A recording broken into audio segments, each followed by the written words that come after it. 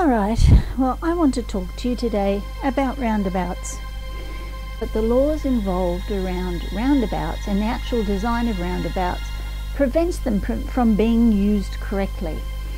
A lot of people think of me as a metaphysician and they forget that I actually have an engineering background. And one of the interesting things that happened when I was studying architecture and engineering was that the students used to get all of the hard jobs for the council. So it's actually students designing a lot of things that are our council roadworks, and then you have an overseeing engineer sign off on it. But if it's a busy day in the office, as you know, sometimes things get put through and grandfathered into a system that really shouldn't be there.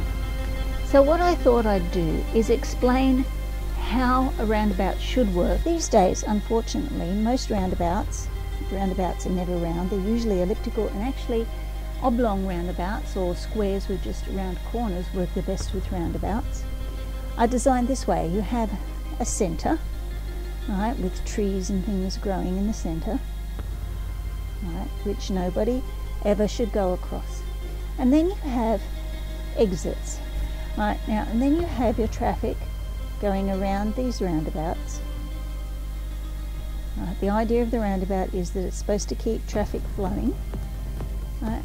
But what they do with their roundabouts is that they channel the traffic down to 2 lanes on the roundabout, right? And then you have 2 lanes going around a roundabout. The idea being that the bigger you make the roundabout and the more lanes you put on it, the more traffic you can put on the roundabout. All traffic exits a roundabout going left, so it's pointless indicating on a roundabout to start off with, because all traffic exits left.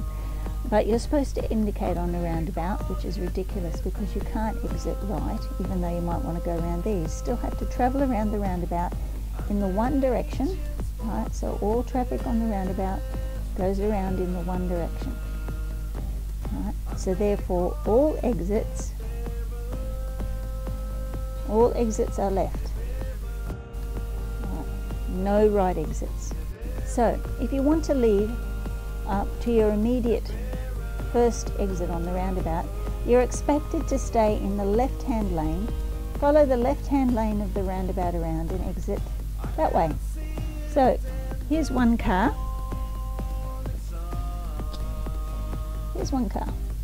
right? 2 cars. Quite often happens at a roundabout, you'll get 2 cars. Alright, so if this car is going to go around the roundabout and exit there, it's expected to stay in the left-hand lane. If this car wants to go over here, it's not allowed to get into the left-hand lane.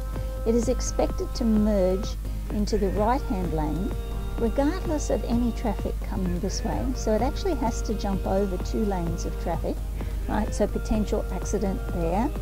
And then it's got to travel around on the inside lane past this roundabout, merge over here. Now if this person has actually accidentally got in the wrong lane, is from a foreign area, doesn't know the local traffic, this is quite possible.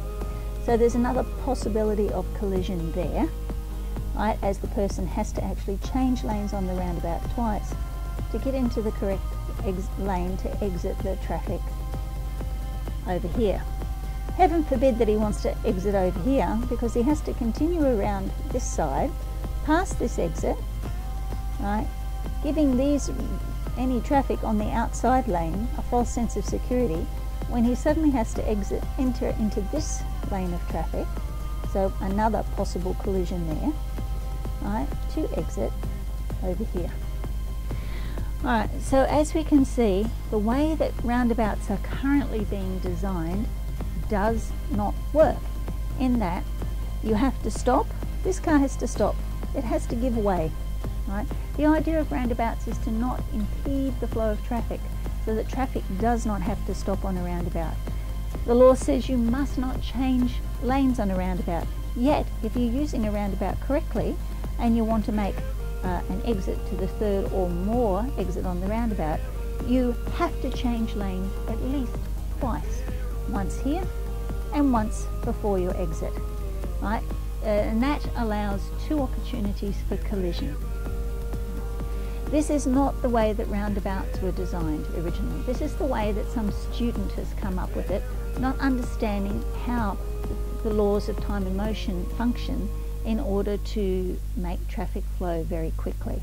Instead of improving the design of the roundabout, or heaven forbid, going back to the original design of roundabouts, what happens is the students just want to make these bigger, right, taking up more room, right, which delays even more traffic, right?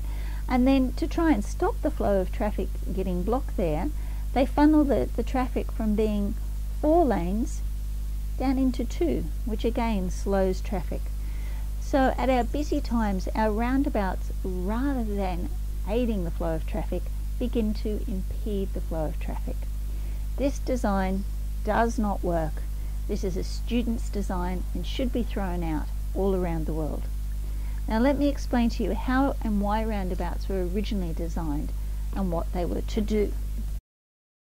Right, before the advent of traffic lights and with the advent of the motor vehicle, suddenly traffic was moving faster than the speed of a very swift horse. Traffic increased, where traffic accidents between horse and cart were rare because the horses would stop. Now all of a sudden we had automated vehicles that quite often collided with each other due to human error. So what they designed was a thing called a silent cop.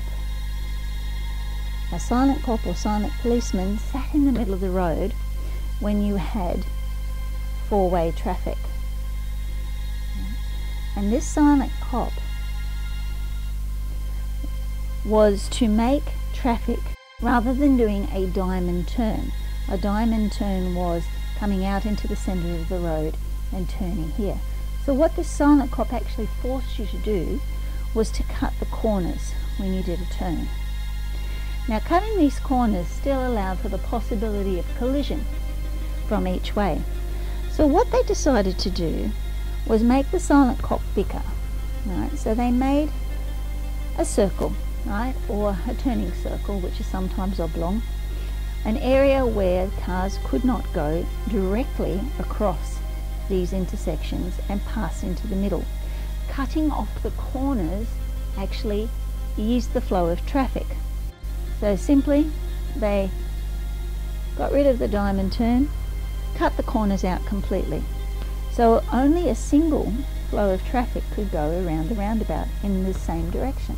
Obviously, if you had a single lane of traffic and the traffic was going this way and you already had a diamond turn there, why would you need to have an exit from a roundabout here with a small merging lane? There was a small merging lane over here. So the flow of traffic was unimpeded. There was no stop. There was a nice sweeping turn that even cut the corner out of the roundabout that allowed the traffic to continue directly to the next corner. Therefore, if we had a car leaving here, a single car leaving here and travelling around the roundabout, this car was not permitted to exit here. There was no need for anybody to collide, because the only option this car had, right, it could have gone down here or continued around there. So this car would continue around here and go on its way without any possibility of colliding with any other traffic on the roundabout.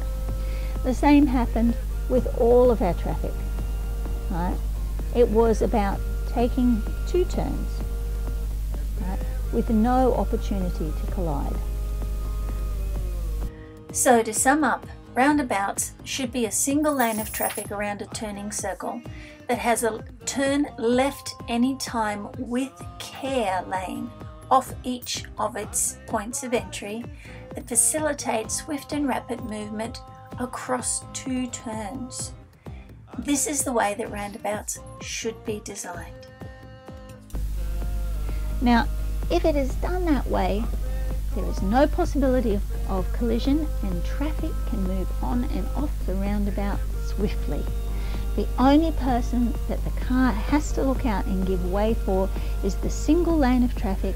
They're looking for one gap, not a gap in 2 lanes, to get themselves into the 1 lane of traffic that will move them around past 2 turns Roundabouts are designed to move you past 2 turns, not to move you to 1.